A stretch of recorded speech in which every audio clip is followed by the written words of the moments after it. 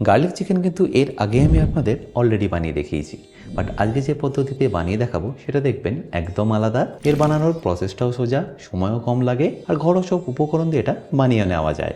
এটা চাইলে আপনারা অ্যাজ এ স্টার্টারও সার্ভ করতে পারেন, বা চাইলে রুটি বা পরোটার সাথেও সার্ভ করে নিতে পারেন। আর অবশ্যই রেসিপিটা পারফেক্ট করার জন্য সাথে থাকবে অনেক টিপস অ্যান্ড ট্রিক্স।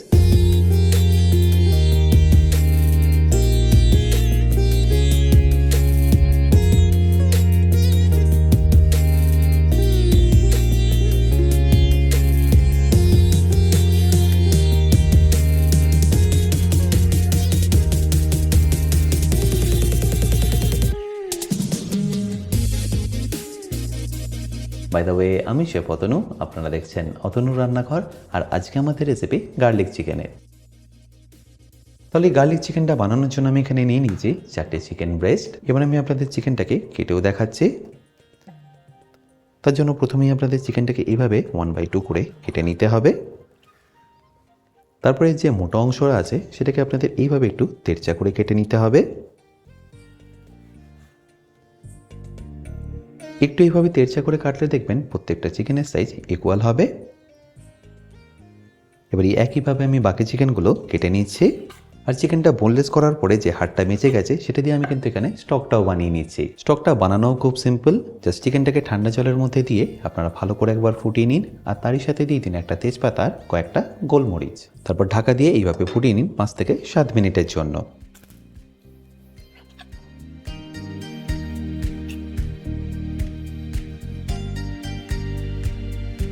আপনারা যদি চিকেনটা বাড়িতে না কাটতে চান সেক্ষেত্রে কিন্তু আপনারা এখানে মিট শপ থেকেও কাটিয়ে আনতে পারেন, বাট বাড়িতেও কাটাটা দেখুন খুব একটা শক্ত নয়।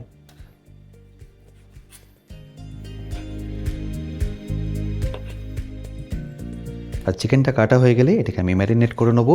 আর ম্যারিনেট করার জন্য আমি এটাকে তুলে নিচ্ছি একটা বোলের মধ্যে।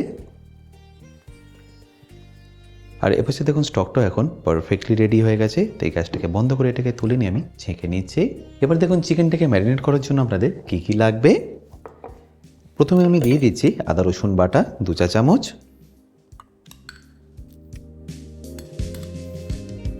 তারই সাথে যাবে একটা লেবুর রস। আমি এখানে একটা গোটা লেবু ব্যবহার করলাম। আপনার কাছে যদি লেবু না থাকে সেক্ষেত্রে আপনারা কিন্তু এখানে ভিনিগারও ব্যবহার করতে পারেন। এরপর দিয়ে দেবো স্বাদ মতো নুন, 1/2 চা চামচ মতো ব্ল্যাক পেপার পাউডার বা গোলমরিচ গুঁড়ো, এছাড়াও যাবে 1 চা চামচ কাশ্মীরি লঙ্কার গুঁড়ো।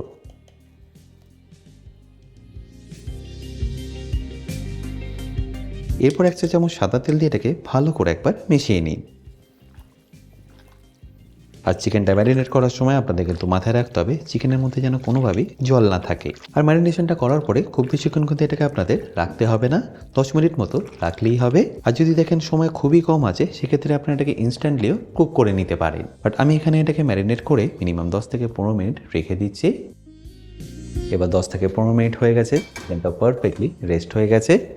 তো এটাকে কুক করার জন্য আমি এখানে একটা ফ্রাইং প্যান নিয়ে গ্যাসটাকে অন করে নিচ্ছি। তারপর ফ্রাইং প্যানটা একটু গরম হয়ে গেলে আমি এখানে দিয়ে দেবো সাদা তেল।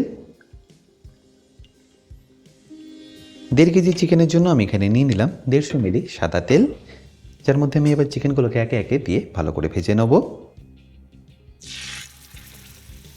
আচ্ছা, এখানে বলে রাখি আপনারা যারা অতনু রান্না করে ইউটেন্সিলগুলো কিনে নিতে চাইছেন, লিঙ্ক আমি ডেসক্রিপশন বক্সে দিয়ে রেখেছি, অ্যামাজন থেকে সেটা আপনারা ইজিলি কিনে নিতে পারবেন। আমি পুরো চিকেনটাকে একেবারে না দিয়ে গ্যাস ওয়াইজই ভেজে নিচ্ছি। মিডিয়াম টু হাই ফ্লেমে মোটামুটি একটা দিক কুক হতে আপনাদের সময় লেগে যাবে 3 মিনিট মতো।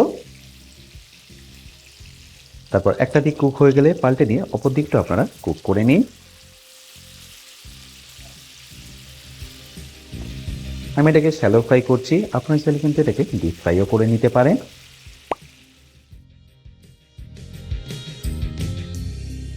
আর দুটো সাইডই যখন দেখবেন পারফেক্টলি কুক হয়ে গেছে তখন এটাকে তুলে নিয়ে রেখে দিন একটা প্লেটের মধ্যে পরে ব্যবহার করার জন্য। এই স্টেজে যেন চিকেনটা আপনাদের 90% মতো কুক হয়ে যায়, বাকি 10% দেখবেন রেস্টিংয়ে থাকার সময় কুক হয়ে যাবে। এবার একইভাবে আমি বাকি চিকেনগুলোকেও কুক করে নিচ্ছি। আচ্ছা, এখানে বলে রাখি আপনারা যারা এখনও আমার অতনু রান্নাঘরের অ্যাডভান্স কুকিং কোর্সটা নেননি তারা নিয়ে নিতে পারেন আমার নিজস্ব ওয়েবসাইট www.otonurannakar.com থেকে। এই কোর্সটা মেনলি রেস্টুরেন্ট স্টাইল খাবারের ওপর, রেস্টুরেন্টে কি গ্রেভি বা কি সস বানিয়ে রাখে, যার জন্য আপনাদের 10 থেকে 15 মিনিটের মধ্যেই এই খাবারটা পরিবেশন করতে পারে। সেই সব কিছু আমি শিখেছি অ্যাডভান্স কুকিং কোর্সে। এই কোর্সের লিঙ্ক আমি যদিও ডিসক্রিপশন বক্সে দিয়ে রেখেছি, তাও বলে রাখি কিনতে যদি আপনাদের কোনো রকম অসুবিধা হয় আমার সাথে এই হেল্পলাইনে যোগাযোগ করতে পারেন।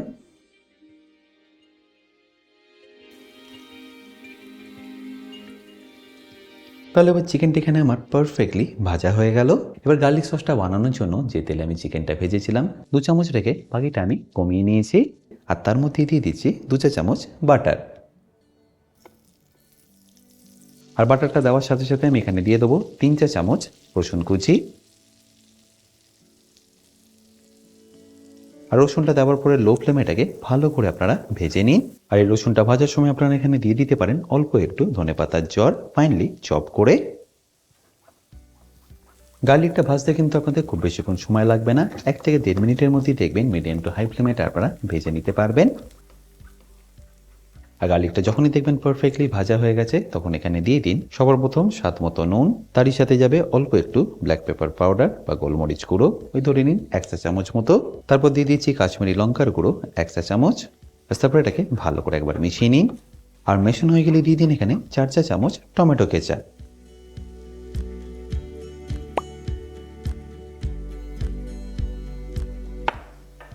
টমেটো কেচাপটা দেওয়ার পরে ভালো করে একবার আপনাদের মিশিয়ে নিতে হবে। আর তারই সাথে দিয়ে দিতে হবে 1 চা চামচ সয়া সস।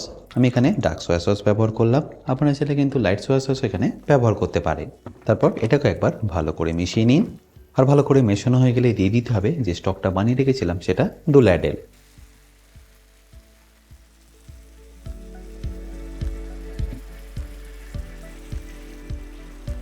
আপনারা যদি চিকেন স্টক না বানান সেক্ষেত্রে আপনারা এখানে জলেরও ব্যবহার করতে পারেন। আর চিকেন স্টক দিয়ে দিলে দেখবেন এর টেস্টটা দারুণ সুন্দর আসে। তারপরে এটাকে ভালো করে একবার মিশিয়ে নিচ্ছি। আর এটা যখন ফুটবে তখন এর মধ্যে দিয়ে দিন 1 চা চামচ ভিনিগার আর ঝালের জন্য অল্প একটু চিলি ফ্লেক্স। তারপর এটাকে ভালো করে মিশিয়ে নিয়ে দিয়ে দিচ্ছি এখানে চিকেনটা।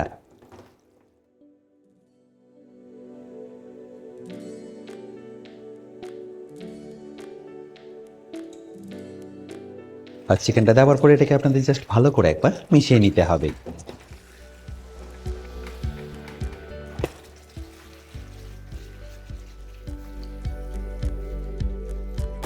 আর সসের সাথে মিশিয়ে নিন 2 থেকে 3 মিনিট এইভাবে একবার ফুটিয়ে নিন।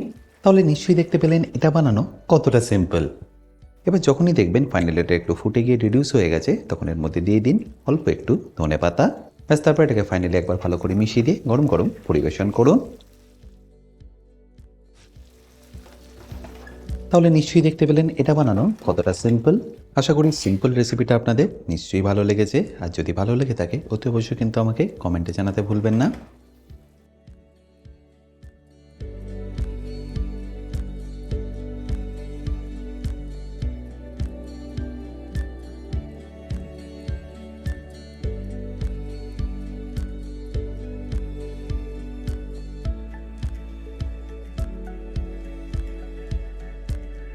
বাই দ্য ওয়ে, আমি শেফ অতনু, আপনারা দেখছিলেন অতনু রান্নাঘর।